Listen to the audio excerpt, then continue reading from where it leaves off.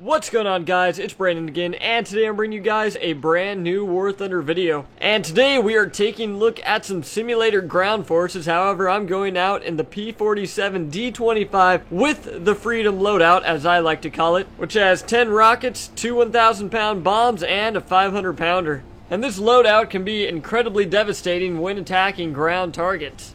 And the P-47 is such a versatile aircraft, it can switch from the bomber to the fighter role in an instant. And the 850 cals will just rip up any plane it goes up against. And on a side note, I just looked at my service record and I just found out the P-47 is my most used aircraft. And the funny thing about it is I have the most ground destroys with it over any other aircraft, even more than the B-17 or the B-24 Liberator, which I do use extensively. Now my question is the P-47 the best ground strike plane? Or we should also put this in terms of fighter bomber. Is the P-47 the best fighter bomber?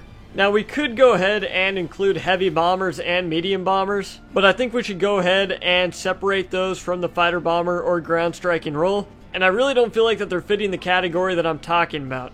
And on a quick note, we are talking about ground forces and ground striking on there in general, but if you guys have mastered a medium or heavy bomber in ground forces, then please let me know down below in the comments about which bombers you use, because I am really interested to hear about it. Now, I guess in a way we can only really compare Germany, the USSR, and the US, considering they are the only nations that consist of the ground forces battles right now. Now, after I went through the US aircraft line and I looked at it and analyzed it, it doesn't look like that the US has one extreme over another. Now, what do I mean by that? You know how Germany has something like the Ju-87, and then they have another plane like the Focke-Wulf 190 A5U2? Now, one, of course, is a dive bomber, and the other one is a fighter bomber. And that's my example of one extreme over another. They really don't have one plane that can complete two roles that is on the same level as something like the P-47. However, don't worry, I didn't forget about the Me-410B1. And this Me-410 can carry two 500-kilogram bombs, but you just gotta be really careful with it because it's not as nimble as many other planes are.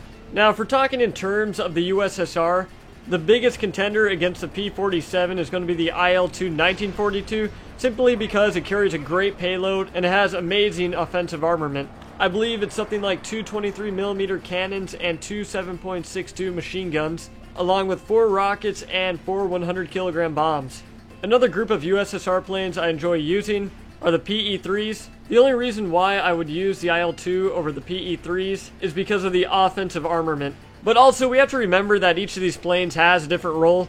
Like the IL-2 is an attacker, the Ju-87 is a dive bomber, and something like the P-47 has a bomber fighter role. So it is hard to implement their realistic tactics as they would be used in World War II into a game like War Thunder, because let's be honest, you wouldn't see a single Ju-87 going out into combat by itself.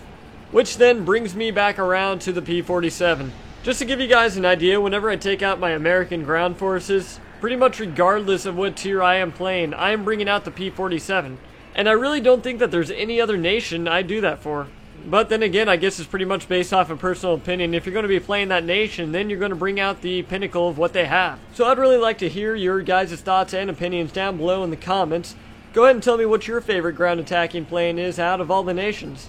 Or do you not really have a favorite? Do you just pick the plane that you always go to when flying out that country?